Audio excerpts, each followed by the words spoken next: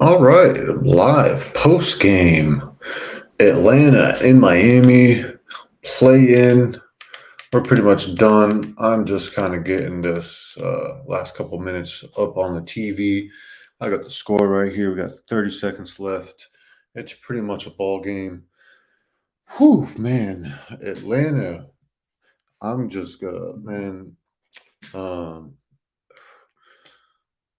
they just outplayed Miami, man. I don't really know how else to say it, how else to cut it. Just really, really outplayed Miami from the get go. We talked about that, how they jumped out the first quarter, the first few minutes, and Miami's just been playing from behind the whole time and really could not get anything going. Just getting this TV going real quick. All right, they got the post game up. So the game is finished. It's in the books. So man, Atlanta really the story I'm looking at right here. You could see the rebounds, total rebounds right here. We have 63 for Atlanta, total rebounds 63, offensive rebounds 22. Look at Miami's offensive rebounds. 5 offensive rebounds. Whew, man, that that is rough. Points in the paint, 64 points in the paint. Most of these came off rebounds. Rebounds, man, really did it for Atlanta. You see defensive rebounds, 41 defensive rebounds. And these defensive rebounds, man, they were shooting these rebounds out. Uh, Atlanta, they're getting fast break points off these rebounds, defensive rebounds. They're getting three pointers off these defensive rebounds. They're getting dunks, man. Just straight throwing it right down the court and getting dunks. And really, Atlanta just came into Miami and outplayed Miami. I'm gonna get these notes up real quick. But boy, tell you, sheesh, the Atlanta really they just simply outplayed him. Um, Jimmy Butler, man, he was missing a lot at the rim, right there at the bucket. Jimmy buckets, just not Jimmy buckets. He was Jimmy missing at the bucket. So I'm just gonna go through my notes real quick. How did we get here to 116-105? The second half, Miami really started out strong, man. They had a 21-4 run. Hawks were up nine, 8.5 left to go in the third quarter. Couple notes right here. Miami won seven in a row versus Atlanta at home. And Miami was on fire that third quarter. The fans, they were loud. You could hear it in the building. Miami fans, they don't come in until the second half, anyways. It's Miami. People out here taking naps before they're going out. So the fans arrived right there in that third quarter, 7-10 to start the third quarter from the threes. Miami just came out strong right there. Then Atlanta, they kept it together right there. Miami came out strong. They were on that run, hitting three pointers, and Atlanta kind of settled in. They started trading buckets, going back and forth. Capella was up to 16 rebounds, and he was still playing good defense. Talking about in the third quarter, so Miami came out strong. They really hit Atlanta with that run. Good punch in the mouth by Miami, but Atlanta they stayed strong and they weathered the storm. And Miami got close, but they couldn't really get anything going right here. Right after I put in here in my notes, I got Hawks settled in and trading buckets. Who can go on the next run? Who can get stops? This was 79-70 in the third quarter. I'm saying I got these in the notes. Teams evenly matched, 85-76.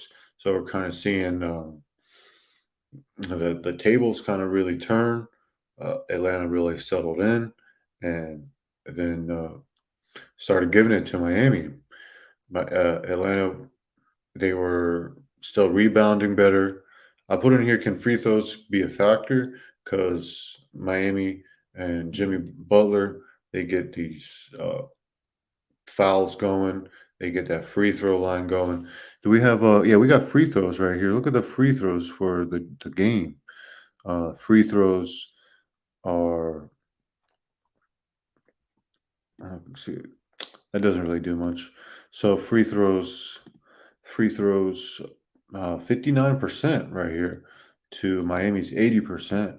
So, I put in here in the notes, could the free throws become a factor?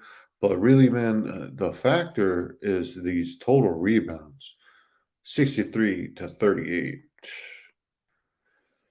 And then Miami just getting these miscues, and those are just going right down. Atlanta's still playing fast, still playing with energy, and they're getting buckets. Uh, I put right here, Miami miscue turns into a lob, alley oop dunk, 91-78 into the third. So we see right here, 85-76.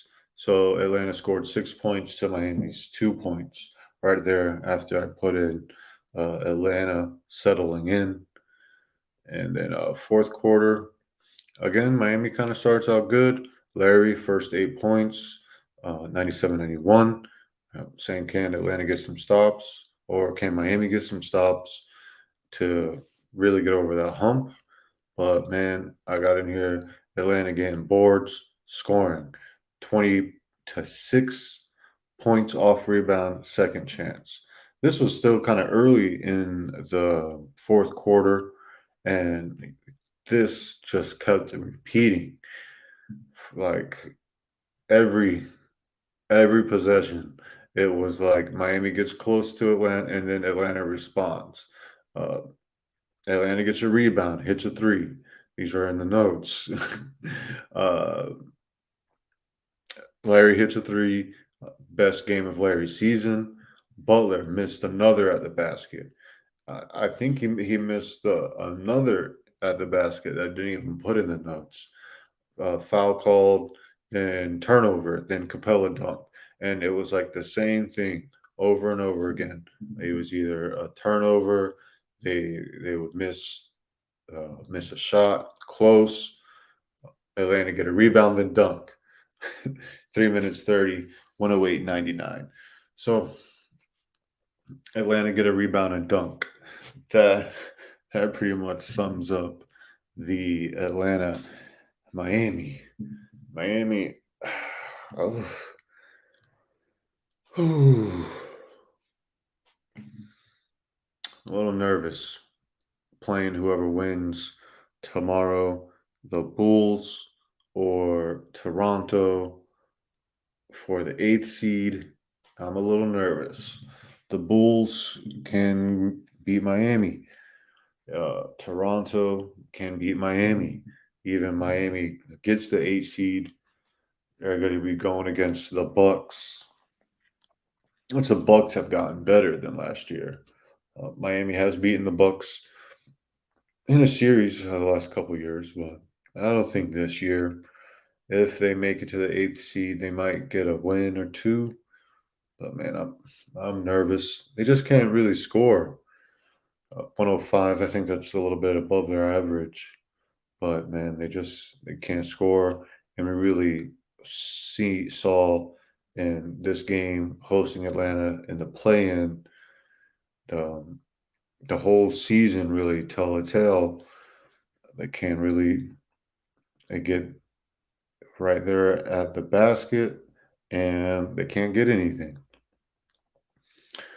So, kind of look at these stats real quick and see if anything else kind of pops out to me. We talked about these rebounds. Look at assists were kind of close. Oh, they don't really have turnovers on here. Oh yeah, they do turnovers right here. 12 turnovers to Miami's 8 turnovers. Steals 5 and 7 blocks. Atlanta 8 blocks. The stats over here, they don't really like to put up how many blocks. Capella 21 rebounds. I if they could pull up what Capella's blocks were in this game. Do we have blocks? Oh, he only had 2 blocks. I thought he would have had a little bit more blocks, but man, Capella really getting them boards. 21 boards. Trey Young 25 and 8 and 7. Really good team effort right here. We got Bay, my Bay, 17. Collins, solid 10. Um, Bogdanovic, man, can hit some threes. And solid team effort right here from Atlanta. I was wrong, man. My quick pick, I had Miami. Thought Miami was going to be able to uh, play a little bit better small ball right here. Vincent and Struess, a couple of my 3-point shooters, some of my hitters. Not a good game right here for these two guys. Larry, breakout game, man, 33, 4 and 4. Best of Kyle Larry's season. Um, got some highlights right here. And really, it's what I was talking about. Rebound goes into a Atlanta dunk. Here we go. We're talking about Larry, his best game of the season. And we got another highlight right here. 3-pointer by Collins on the corner. And here we go. Rebound to dunk. And this was all game. We're going to have another one right here. Rebound to another dunk. This was 112 to 101 right there at the end of the game. So, man, rebound to dunk. That was a game. Jimmy Butler, 21, and he got 9 assists up on TNT. But right here, I have 8 assists on my good old Google. Whew, man. Rough game, rough game. Kevin Love only 2 points. So my guy Oladipo, I think he played 9 minutes. No points. So congrats to the Atlanta Hawks for getting the number 7 seed playing Boston. Whew. Really good game though. Do I have anything else to talk about for this game? I think I will just reiterate the rebound to the dunk. And hmm, so that's really about it, man. Rebounds to the dunks. That's how this game was. Atlanta just came in hot, came in with more energy, and really cooled the heat down. Thanks for checking out my post game report, and we're going to see who can get this next game. I did my quick pick for Minnesota and LA. And if you haven't watched the quick pick and you made it this far, LeBron James is all I got to say. The GOAT. Um, that's it.